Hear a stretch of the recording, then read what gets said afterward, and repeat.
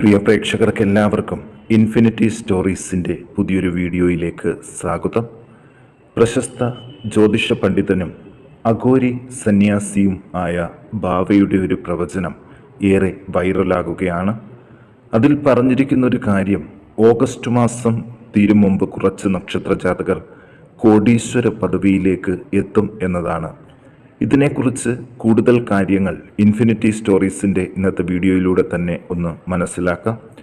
വീഡിയോയിലേക്ക് കടക്കും മുമ്പ് എൻ്റെ പ്രിയ പ്രേക്ഷകരെ, എപ്പോഴും നിങ്ങളെ ഓർമ്മിപ്പിക്കാറുള്ളൊരു കാര്യം ഒരിക്കൽ കൂടി ഒന്ന് ഓർമ്മിപ്പിക്കുകയാണ്. നിങ്ങൾ ഇതുവരെ എൻ്റെ ചാനൽ സബ്സ്ക്രൈബ് ചെയ്തിട്ടില്ലെങ്കിൽ ദയവായിട്ട് എൻ്റെ ചാനൽ ഒന്ന് സബ്സ്ക്രൈബ് ചെയ്യണേ.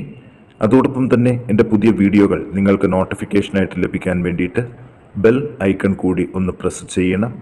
വീഡിയോ കണ്ടതിന് ശേഷം നിങ്ങളുടെ വിലയേറിയ അഭിപ്രായങ്ങൾ കമൻറ്റ് ബോക്സിൽ ഒന്ന് രേഖപ്പെടുത്താനും അതുപോലെ തന്നെ വീഡിയോ ലൈക്ക് ചെയ്യാനും കൂടി ഓർമ്മിപ്പിക്കുന്നു. എല്ലാവർക്കും ഈ പുതിയ വീഡിയോയിലേക്ക് ഒരിക്കൽ കൂടി സ്വാഗതം.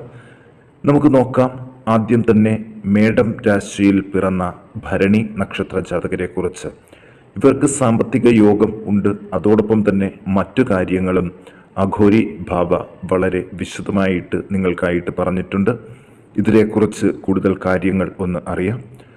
ഭരണി നക്ഷത്ര ജാതകർക്ക് പലവിധ ആപത്തുകളും ജീവിതത്തിൽ നിന്ന് വിട്ടൊഴിയുന്ന സമയമാണ്.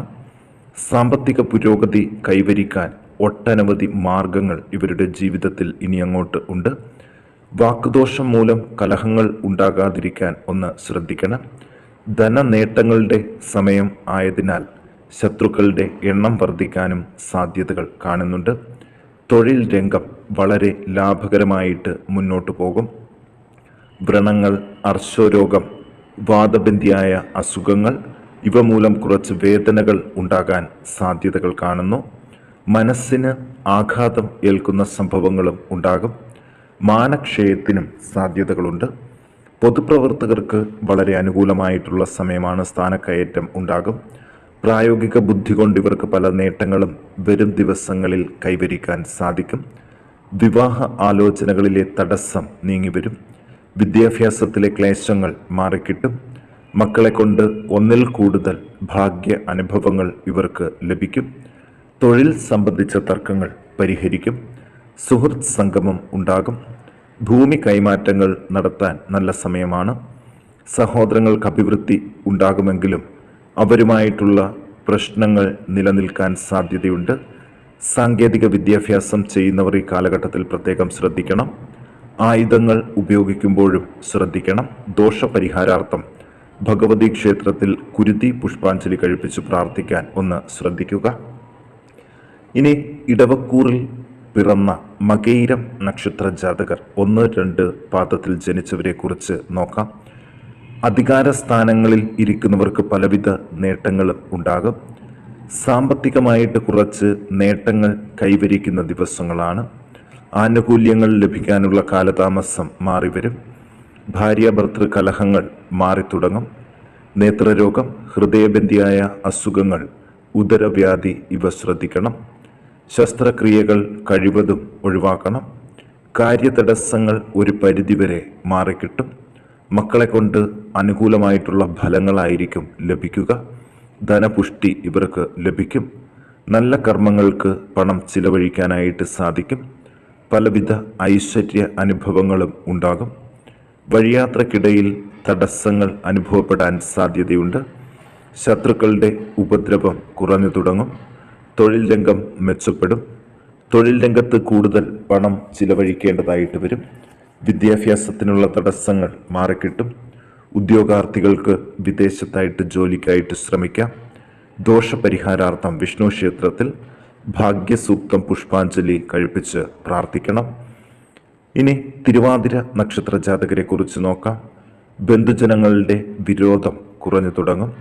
സേവന പ്രവർത്തനങ്ങൾക്കും മറ്റും ഉള്ള തടസ്സങ്ങൾ മാറിവരും. വീട്ടിൽ വളരെ സ്വസ്ഥമായിട്ടുള്ളൊരു അന്തരീക്ഷം സംജാതമാകും. ഭാഗ്യ അനുഭവങ്ങൾ ഒന്നിനു പുറകെ ഒന്നായിട്ട് ഇവരെ കാത്തിരിക്കുന്നുണ്ട്. അച്ഛനോ തത്തുല്യവർ ആയവർക്കോ രോഗാരിഷ്ടതകൾക്ക് സാധ്യതയുണ്ട്. ബുദ്ധി സാമർഥ്യം പ്രകടമാക്കാൻ സാധിക്കും. കലഹ മനോഭാവം വീട്ടിൽ നിന്ന് ഒഴിഞ്ഞു പോകും. ആഭരണങ്ങളും മറ്റ് അലങ്കാര വസ്തുക്കളും വാങ്ങാൻ കഴിയും. ഉദരവ്യാധിക്ക് പ്രത്യേക ചികിത്സ വേണം. കൂടുതൽ കാൽനട യാത്ര വേണ്ടിവരും. പുതിയ സംരംഭങ്ങൾ തുടങ്ങാൻ നല്ല സമയമാണ്. ചഞ്ചല മനസ്സ് ആകാതിരിക്കുക. എല്ലാ കാര്യങ്ങളിലും ഉറച്ച തീരുമാനം എടുക്കാൻ സാധിക്കുന്നത് ഒരുപാട് നേട്ടങ്ങൾ കൊണ്ടുവരും. വാദബന്ധിയായ വേദനകൾ ഉണ്ടാകും. കമിതാക്കളുടെ ആഗ്രഹം സഫലമാകും. ഇവർ ദോഷപരിഹാരാർത്ഥം ഭഗവതിക്ക് ചെത്തിപ്പൂമാല ചാർത്തി പ്രാർത്ഥിക്കണം. ഇനി പൂയം നക്ഷത്ര ജാതകരെ കുറിച്ച് നോക്കാം. വീട്ടിൽ സ്വസ്ഥത വർദ്ധിക്കുന്ന സമയമാണ്. പുതിയ ഗൃഹനിർമ്മാണത്തിനായിട്ടും ശ്രമിക്കാം. സഹോദര ബന്ധങ്ങൾ മോശമാകാതെ ശ്രദ്ധിക്കണം. പലവിധ ദുഃഖ അനുഭവങ്ങളും ജീവിതത്തിൽ നിന്ന് ഒഴിഞ്ഞു പോകും. മക്കളുടെ ആരോഗ്യസ്ഥിതിയിൽ ആശങ്ക വേണ്ട. അവർ മെച്ചപ്പെട്ടു തുടങ്ങുന്ന സമയമാണ്. കലഹവാസനകളൊക്കെ ഈ സമയത്ത് കുറയും. നല്ലൊരു വിവാഹബന്ധം വരാനുള്ള സാധ്യതകളും അതോടൊപ്പം തന്നെ സാമ്പത്തിക പുരോഗതിക്കുള്ള സാധ്യതകളും ഇവരെ കാത്തിരിക്കുന്നുണ്ട്. ചെയ്യുന്ന പ്രവൃത്തികൾ മുഴുവനാക്കാൻ സാധിക്കും. വാദബന്ധിയായ അസുഖങ്ങൾക്ക് കുറവ് കണ്ടു തുടങ്ങും. ബന്ധുജനങ്ങളുമായിട്ട് കൂടിച്ചേരാൻ അവസരം ഉണ്ടാകും. വളരെ കാലമായി അകന്നു കഴിയുന്ന സുഹൃത്തുക്കളുമായിട്ട് ബന്ധപ്പെടാനാകും. നാൽക്കാലി വളർത്തൽ ലാഭകരമാകും. തൊഴിൽ രംഗത്ത് നിന്നുള്ള വരുമാനം വർദ്ധിച്ചു വരും. ദൂരയാത്രകൾ കൊണ്ട് നേട്ടങ്ങൾ. ദൂരയാത്രകൾ വളരെ ശ്രദ്ധിച്ചു വേണം നടത്താനും. ഇവർ ദോഷപരിഹാരാർത്ഥം ശിവങ്കൽ മൃത്യുഞ്ജയ മന്ത്ര പുഷ്പാഞ്ജലി കഴിപ്പിച്ച് പ്രാർത്ഥിക്കാൻ ഒന്ന് ശ്രദ്ധിക്കുക. ഇനി ചിങ്ങക്കൂറിൽ പിറന്ന ഉത്രം നക്ഷത്ര ജാതകരെ കുറിച്ച് നോക്കാം. ധനനേട്ടങ്ങളുടെ നെറുകയിൽ എത്തി നിൽക്കുന്ന ദിവസങ്ങൾ ഇവരെ കാത്തിരിക്കുന്നു. സഹോദരങ്ങൾക്കിനി അഭിവൃദ്ധിയുടെ കാലഘട്ടം കൂടിയാണ്. വീട്ടിൽ കലഹങ്ങൾ ഒന്ന് കുറഞ്ഞ് മനസ്വസ്ഥത ലഭിച്ചു തുടങ്ങും. ദാമ്പത്യ ബന്ധത്തിൽ സ്വരച്ചേർച്ച ഉണ്ടാകും. മനോദുഃഖങ്ങൾ കുറഞ്ഞു തുടങ്ങും. ദൂരയാത്ര വേണ്ടിവരും. അലച്ചിലും ബുദ്ധിമുട്ടുകളും ഉണ്ടാകാതെ ശ്രദ്ധിക്കണം. എല്ലാ കാര്യങ്ങളും പ്രതീക്ഷയ്ക്കൊത്ത് നടന്നു പോകും. അപ്രതീക്ഷിതമായ ചില കാര്യസാധ്യങ്ങളും ഇവരെ കാത്തിരിക്കുന്നുണ്ട്. ബന്ധുക്കൾ അകന്നു പോകുന്നതിൻ്റെ വിഷമം കഠിനമാകും. വാതരോഗങ്ങൾ, പ്രമേഹം ഇവ ശ്രദ്ധിക്കണം. മക്കൾക്ക് സുഖ അനുഭവങ്ങൾക്കിടയുണ്ട്. സ്ഥാനക്കയറ്റങ്ങൾ ലഭിക്കുകയോ സ്ഥലം മാറ്റം ലഭിക്കുകയോ ചെയ്യും. വിവാഹം തുടങ്ങിയ മംഗളകർമ്മങ്ങൾക്ക് താമസം മാറിവരും. ബാങ്ക് ലോൺ പ്രതീക്ഷിച്ചിരിക്കുന്നവർക്കത് ശരിയായി കിട്ടും. കർമ്മമണ്ഡലം മെച്ചപ്പെടും. തൊഴിൽ സ്ഥലത്ത് കലഹങ്ങൾ ഉണ്ടാകാതെ ശ്രദ്ധിക്കണം. അഗ്നിബാധ ഒന്ന് പ്രതീക്ഷിച്ചു വേണം മുന്നോട്ട് പോകാൻ. ഗൃഹ ഉപകരണങ്ങൾ കേടുപറ്റാതെയും ശ്രദ്ധിക്കണം. ദോഷപരിഹാരാർത്ഥം ഭഗവതിക്ക് ഭാഗ്യസൂക്തം പുഷ്പാഞ്ജലി കഴിപ്പിച്ച് പ്രാർത്ഥിക്കുക. ഇനി ചിത്തിര നക്ഷത്ര ജാതകരെ കുറിച്ച് നോക്കാം. ധനാഗമങ്ങൾ ഉണ്ടാകുകയും തിരികെ കിട്ടാനുള്ള പണം ലഭിക്കുകയും ചെയ്യും. സഹോദരങ്ങൾക്ക് അഭിവൃദ്ധി ഉണ്ടാകും.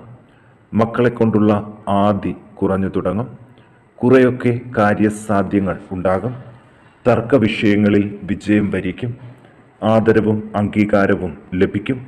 വലിയ ദുഃഖ അനുഭവങ്ങളിൽ നിന്ന് മോചനം പ്രതീക്ഷിക്കാം. കൂടുതൽ യാത്രകൾ വേണ്ടിവരും. ബന്ധുജനങ്ങൾക്ക് അഭിവൃദ്ധി ഉണ്ടാകും. സുഖ അനുഭവങ്ങളിലെ തടസ്സങ്ങൾ നീങ്ങിവരും. അവിചാരിതമായിട്ട് ധനം വന്നു ചേരും. തലവേദന, ചെവിവേദന, കാല്, പാദങ്ങൾ വിണ്ടുകീറുക ഇവയ്ക്ക് സാധ്യതയുണ്ട്.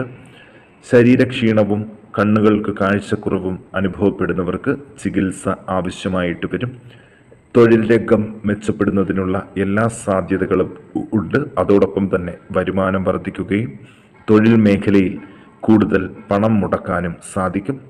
ഇവർ ദോഷപരിഹാരാർത്ഥം സർപ്പ ആരാധനാ കേന്ദ്രത്തിൽ മഞ്ഞൾ പൊടി ചാർത്തി സർപ്പസൂക്തം പുഷ്പാഞ്ജലി കഴിപ്പിച്ചൊന്ന് പ്രാർത്ഥിക്കേണ്ടതുണ്ട്. ഇനി വിശാഖം നക്ഷത്ര ജാതകരെ കുറിച്ച് നോക്കാം. ധനാഗമങ്ങളും പലവിധ ഐശ്വര്യ അനുഭവങ്ങളും ഒന്നിനു പുറകെ ഒന്നായിട്ട് ലഭിച്ചു തുടങ്ങുന്ന സമയമാണ്. വീട്ടിൽ സ്വസ്ഥമായൊരു അന്തരീക്ഷമായിരിക്കും. മനസ്സിലെ ദുഷ്ചിന്തകൾ കുറഞ്ഞു തുടങ്ങും. സ്ഥാനക്കയറ്റം ലഭിക്കും. അധികാര സ്ഥാനങ്ങളിൽ നിന്നുകൊണ്ട് പല കാര്യങ്ങളും ചെയ്യാൻ സാധിക്കും. വാക്കുദോഷം കൊണ്ട് ശത്രുക്കൾ കൂടുതലാകാതിരിക്കാൻ ശ്രദ്ധിക്കുക. സുഗന്ധദ്രവ്യങ്ങൾ, പുതിയ വസ്ത്രങ്ങൾ, അലങ്കാര വസ്തുക്കൾ തുടങ്ങിയവ സമ്മാനമായിട്ട് ലഭിക്കും. തൊഴിൽ രംഗം അനുകൂലമാകും. മക്കളെ കൊണ്ടുള്ള മനോവിചാരവും കുറഞ്ഞു തുടങ്ങും. മക്കൾക്ക് ദൂരസ്ഥലങ്ങളിൽ ജോലി കിട്ടാൻ ഇടയുണ്ട്. പൊതുവെ കാര്യസാധ്യങ്ങളും ഉണ്ടാകും. ഉപാസനകൾക്ക് ഭംഗം വരാതിരിക്കാൻ പ്രത്യേകം ശ്രദ്ധിക്കണം. സൽക്കർമ്മങ്ങളിലെ തടസ്സങ്ങൾ നീങ്ങിവരും. അയൽക്കാരുമായിട്ടുള്ള കലഹങ്ങളും കുറഞ്ഞു തുടങ്ങും. ഇവർ ദോഷപരിഹാരങ്ങൾക്ക് വേണ്ടി ദുർഗാക്ഷേത്രത്തിൽ വനദുർഗാ മന്ത്രപുഷ്പാഞ്ജലി കഴിപ്പിച്ചൊന്ന് പ്രാർത്ഥിക്കുക.